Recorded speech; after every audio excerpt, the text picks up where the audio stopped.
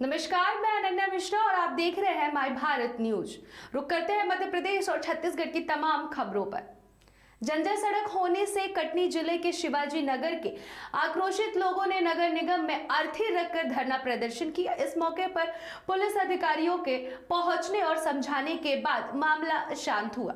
आपको बता दें कि शिवाजी नगर के लोगों का कहना है कि सीवर लाइन के चलते सड़क खराब हो गई है, जिसके चलते स्कूली बच्चों को काफी ज्यादा परेशानी झेलनी पड़ रही है। शिवाजी नगर को हंसता हुआ कल चाहिए, रोड की समस्या नहीं।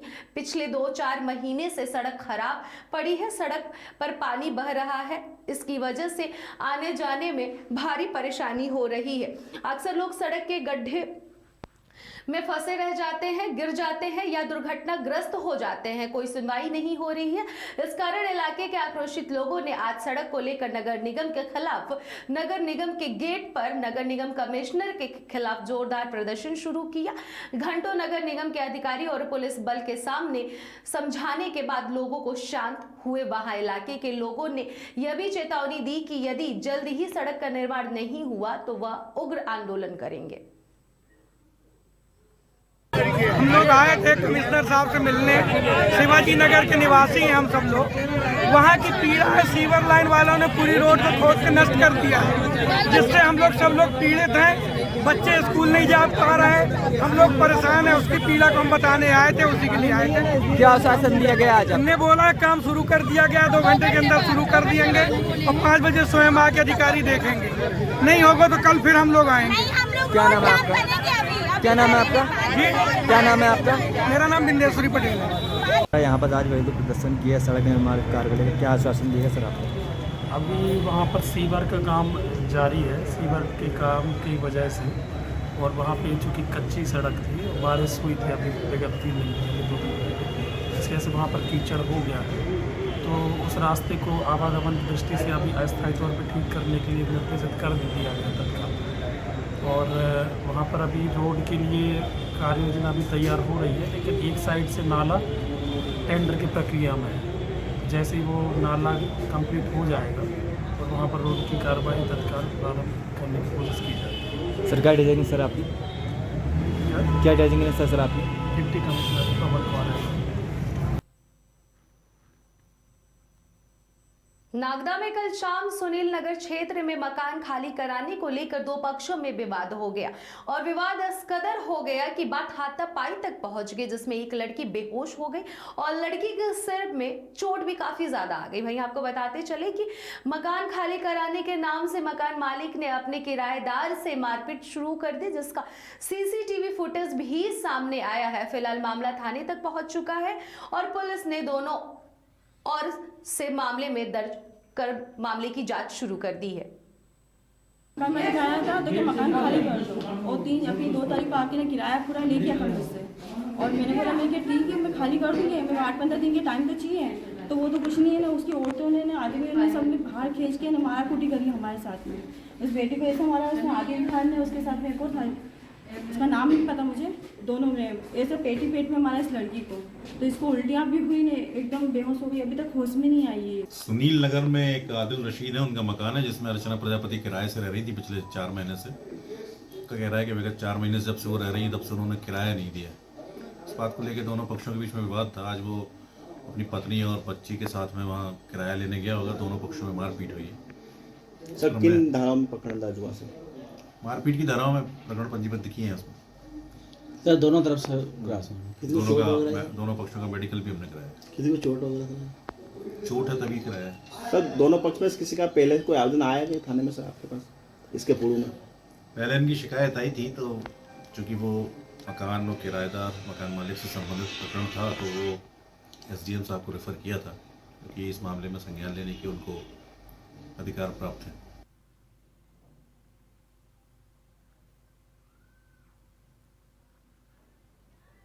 विधानसभा चुनाव परिणाम आने के बाद कांग्रेस नेता फूल सिंह बरैया सुर्खियों में है। दरअसल उन्होंने कहा था कि अगर प्रदेश में बीजेपी 50 सीटें मिल जाएगी बीजेपी को तो मैं अपना मुंह काला करवा लूंगा। वहीं आपको बताते चले कि उन्होंने कहा कि लोकतंत्र और संविधान की रक्षा के लिए कालिक पोती है, जो वादा किया था उसे वह पूरा भी किया है।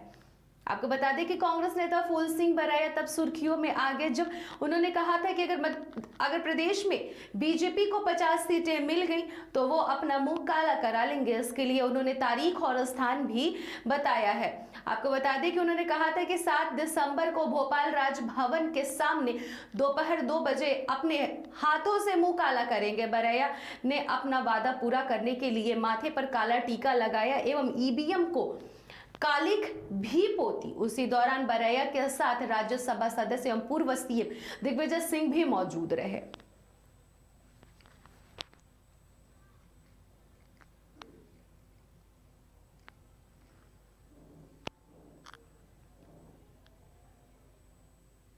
शहडोल जिले के जनपद पंचायत जयसिंह नगर के ग्राम पंचायत पसोड के सरपंच को 5000 रिश्वत लेते हुए रीवा लोकायुक्त की 12 सदस्यीय टीम ने रंगे हाथों पकड़ लिया है। सरपंच द्वारा ग्रामीण अमोल सिंह से हितग्राही योजना के तहत किए गए तालाब निर्माण का बिल पास कराने के लिए 5000 रिश्वत की मांग की गई है। वहीं आपको बताते चले जिसकी शिकायत रीवा लोकायुक्त से की गई। लोकायुक्त की टीम ने उन्हें 5000 की रिश्वत लेते हुए पंचायत भवन में रंगे हाथों पकड़ लिया और भ्रष्टाचार अधिनियम के तहत कार्रवाई भी की गई।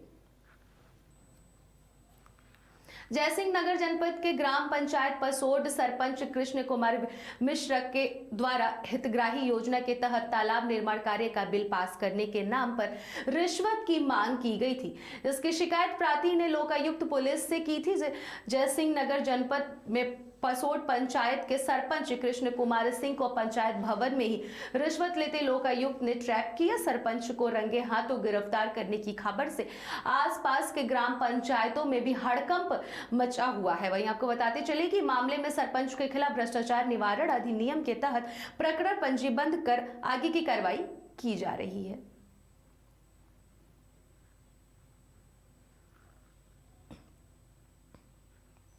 शिवपुरी जेल के पोहरी थाना क्षेत्र के अंतर्गत ग्राम सोनीपुरा के एक पति ने अपनी पत्नी की दिन दहाड़े कुल्हाड़ी से गर्दन काटकर निर्मम हत्या कर दी है।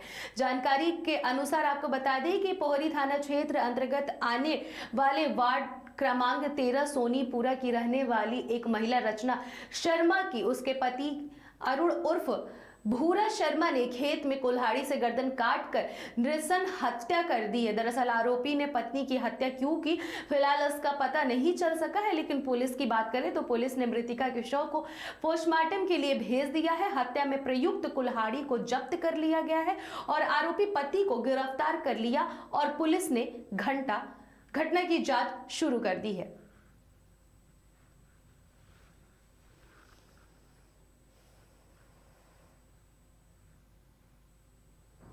राजधानी भोपाल में मध्य प्रदेश विधानसभा चुनाव परिणाम आने के बाद अब नवनिर्वाचित विधायकों का विधानसभा में पहुंचने का सिलसिला शुरू हो चुका है। तमाम विजेता विधायक यहां पहुंचकर आगे की प्रक्रिया को पूरा कर रहे हैं। आमतौर पर देखने में आता है कि विधायक बड़ी बड़ी गाड़ियों से यहां पहुंचते हैं, लेकिन एक विधायक ऐसा भी है जिसने अपनी विधानसभा से भोपाल तक की 350 किलोमीटर की दूरी बाइक से पूरी की है। ठंडी हवाएं और बारिश भी उनका रास्ता नहीं रोक पाई। जी हां, रतमाल जिले की सैलान विधानसभा से विजयी उम्मीदवार कामेश्वर डोडिया विधानसभा की प्रक्रिया को पूरा करने के लिए अपने मित्र के साथ बाइक से भोपाल पहुंचे। उन्होंने बुधवार को अपनी यह यात्रा शुरू की थी। करीब 9 घंटे में उनका यह सफर शुरू हुआ और वहीं आपको बता चले कि 9 घंटे तक उनका यह सफर शुरू होने के बाद पूरा भी हुआ। वे देर रात विधानसभा गेस्ट हाउस पहुंचे थे। इसके बाद गुरुवार को सुबह विधानसभा पहुंचकर उन्होंने निर्वाचित होने के बाद की प्रक्रिया को पूरा किया। कमलेश्वर डोडियार एक गरीब परिवार से हैं और उनकी पूरी फैमिली सैलाना के गांव राधा कुआं में एक छोटी सी झोपड़ी में रहती है। तंग हाल कमेश्वर के पास चुनाव लड़ने तक के पैसे नहीं थे। उन्होंने 12 लाख का कर्ज लेकर ये चुनाव लड़ा। 33 साल के कमलेश्वर के माता पिता मजदूरी करते हैं। उन्होंने खुद लोगों के घर झूठे बर्तन भी साफ किए हैं। इसके साथ ही अंडे बेचे हैं, टिफिन डिलीवरी भी की है। कमलेश्वर ने रतलाम जिले की सैलान विधानसभा सीट से भारत आदिवासी पार्टी से चुनाव लड़ा था। उनके सामने कांग्रेस और भाजपा दोनों ही दलों के प्रत्याशी कड़ी टक्कर दे रहे थे, लेकिन कमलेश्वर ने सभी को पटकनी देते हुए उन्होंने 7 लाख 71,219 वोट हासिल किए, जबकि कांग्रेस के हर्ष विजय गहलोत को 66,601,000 वोट मिले। वहीं भाजपा की संगीता चारेल को 41,584 वोट ही पा सकी।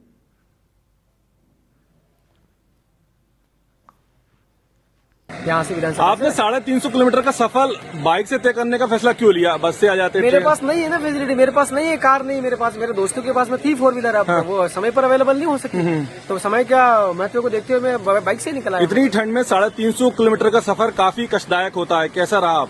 मेरी तो आदत पड़ी हुई है संघर्ष ये सब चीजें करने की। मैं गाँव में रोज रहता हूँ, रोज घूमता हूँ, रोज बाइक पे रहता हूँ, इसलिए भोपाल भी आके मैं क्या कोई दिक्कत नहीं। आपने कई बड़े बड़े दिग्गजों को हराया है, अब आप जैसे युवाओं बेरोजगारों के लिए क्या करने वाले हैं?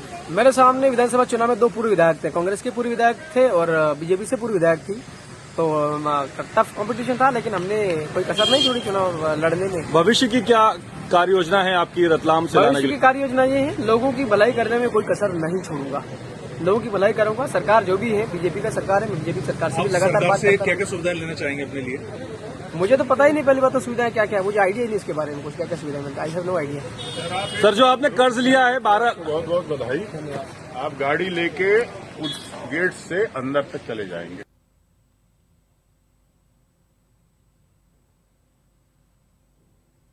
झाबुआ जिला मुख्यालय टंटया मामा चौराहा से राणापुर जाने वाली सड़क और कलेक्टर कार्यालय से बस स्टैंड को जोड़ने वाली सड़क के दोनों छोर पर सरकारी और निजी सिविल कंस्ट्रक्शन का वेस्ट लोगों के लिए मुसीबत बना हुआ है। आपको बता दें कि निर्माण कार्य के दौरान निकला हुआ वेस्ट ठेकेदारों द्वारा सड़क के दोनों छोर पर खुला छोड़ दिया गया है, जिससे स्थिति यह है कि जर्जर सड़क और धूल से वाहन चालक सहित राहगीर त्रस्त हैं। वाहनों के गुजरने के दौरान सड़क से उड़ने वाली धूल लोगों की आंखों और फेफड़ों पर सीधा असर कर रही है। आपको बता दें कि यहां से गुजरने वाले लोग परेशानी भरा सफर तय करने को मजबूर हैं, लेकिन इस मुसीबत से कंस्ट्रक्शन कर रहे ठेकेदार निर्माता आमजन के इस समस्या से बेखबर है।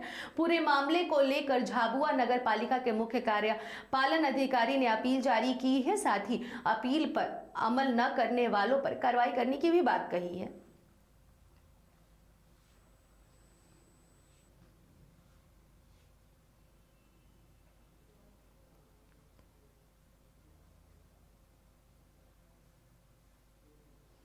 खबर झाबुआ से है, जहां जिले का राजस्थान, गुजरात, मध्य प्रदेश की सीमाओं को जोड़ने वाला एकमात्र मेघनगर का रेलवे स्टेशन है और इस रेलवे स्टेशन को वर्ष 2008 में मॉडर्न रेलवे स्टेशन का दर्जा दिया गया था। 2023 में इस रेलवे स्टेशन को अमृत भारत योजना के तहत जोड़ा गया था, किंतु यहां पर मॉडर्न रेलवे स्टेशन जैसी कोई भी सुविधा नहीं है और समस्याओं का अंबार लगा हुआ रहता है। लेकिन पश्चिमी रेलवे के महाप्रबंधक अरुण मिश्रा अपनी पूरी टीम के साथ स्पेशल ट्रेन में 1 दिवसीय दौरे पर निरीक्षण करने पहुंचे। रेलवे स्टेशन का निरीक्षण किया तभी नगर के लोगों व पत्रकारों और विधायक वीर सिंह भूरिया द्वारा रेलवे स्टेशन पर हो रही समस्या और कोरोना काल में बंद हुए गाड़ियों का पुनः सुचारू रूप से चालू करने और कई घंटों से दोहदे और रतलाम रेलवे स्टेशन पर पड़ी रहती पैसेंजर गाड़ियों को मेघनगर तक बढ़ाना और नगर से 3 किलोमीटर दूर बने ब्रिज से लोगों को काफी परेशानियों का सामना करना पड़ रहा है। उसे लेकर रेलवे स्टेशन के पास एलसी गेट नंबर 60 के समीप अंडर ब्रिज को बनाने को लेकर रेलवे के महाप्रबंधक को अपनी मांगे उठाने वाली आवेदन को सौंपा गया है। क्षेत्रीय विधायक नगर और आसपास के ग्रामीण क्षेत्रों के लोगों को रेलवे स्टेशन पर हो रही असुविधा और गाड़ियों की स्टॉपेज एवं प्लेटफॉर्म नंबर 4 पर शौचालय न होने की समस्या, प्लेटफॉर्म नंबर 1 पर अतिरिक्त टिकट काउंटर खोलने और मेमू ट्रेन में सवारी डिब्बों की संख्या बढ़ाने और गाड़ियों के आवागमन की जानकारी हेतु कोच की पोजीशन के लिए डिजिटल डिस्प्ले लगाने की मांग की जा रही है। कहा कि जब महाप्रबंधक आते हैं तब पूरा रेलवे स्टेशन क्लीन हो जाता है और रेलवे स्टेशन महाप्रबंधक के जाने के बाद फिर से गंदगी फैली जाती है। वहीं आपको बताते चले कि ऐसा नहीं होना चाहिए, उन्होंने ये भी कहा। साथ ही उन्होंने भी कहा कि रेलवे के महाप्रबंधक अपने 1 दिवसीय दौरे पर निरीक्षण करने पहुंचे। अशोक मिश्र ने कहा कि अभी दोनों तरफ एंट्री सही नहीं है, उसे ठीक करना है। प्लेटफॉर्म नंबर 1 में वेटिंग हॉल है और उसे गुड वेटिंग हॉल बनाया जाएगा जो अभी नहीं है। दोनों तरफ टॉयलेट बनाए जाएंगे और अमृत स्टेशन और उस हिसाब से सारी फैसिलिटी भी की जाएंगी। बड़ा है कि जीएम साहब यहाँ मेघनगर में पधार रहे हैं, तो हम लोगों का डिमांड ये है कि बहुत ज़्यादा प्रतिशत जो निवासीगण है वो इस तरफ डाउन साइड में रहते हैं जी, तो इनको जो टिकट लेने के लिए अप साइड में जाना पड़ता है। इस बीच में वो जो है ट्रेनें जो है पास हो जाती है, तो इसलिए हम चाहते हैं कि टिकट घर एक तो जो है डाउन साइड में हो जहाँ स्टेशन बिल्डिंग बनी हुई है। आज जीएम साहब के बम्बई से हमारे इस क्षेत्र में दौरा है, रतलाम जोन में। हमारे पूरे नगर के नगरवासियों के छात्र बच्चे पढ़ते हैं जीवन ज्योति और उसका अपने मिशन स्कूल में, उनको रोज़ जाना आना पड़ता है और वही ब्रिज 5-6 किलोमीटर के राउंड मारना पड़ता है। तो जो जहाँ पुराना फाटक है वहाँ पे अंडर ब्रिज हो, सारे साधन माने अपने आना जाना, और मेघनगर ऐसा लगता है कभी एक तरफ कट गया है। रेलवे लाइन पे सर यहाँ से मेघनगर से हमारा जो रतलाम और दाहोद के बीच में 120 किलोमीटर का एरिया हमारा आदिवासी क्षेत्र का है। यहाँ 12 बजे बाद पार्सल इधर चली जाती है तो इधर कोई ट्रेन जाने के लिए, सर रतलाम के साइड चली जाती है, रतलाम तक इधर जाने के लिए कोई ट्रेन नहीं। इधर देहरादून चला जाता है सर, शाम को पार्सल आती है 8 घंटे बाद, इधर जाने के लिए कोई ट्रेन नहीं सर। और एक जो ट्रेन पड़ी रहती है सर नागदा में, नागदा कोटा मेमो 6616 अब प्लेटफॉर्म नंबर 1 की तरफ जो वेटिंग हॉल है, जो गुड शेड है, वहाँ एक नया वेटिंग हॉल बनाया जाएगा जो कि अभी नहीं है। टॉयलेट फैसिलिटी दी जाएगी।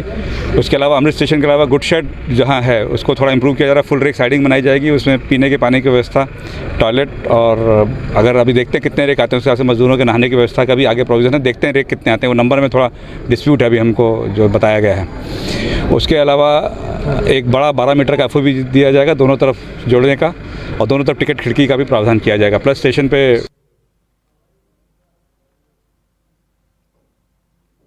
आज के लिए बस इतना ही। देश और दुनिया की तमाम खबरों को देखने के लिए जुड़े रहिए माय भारत न्यूज़ के साथ।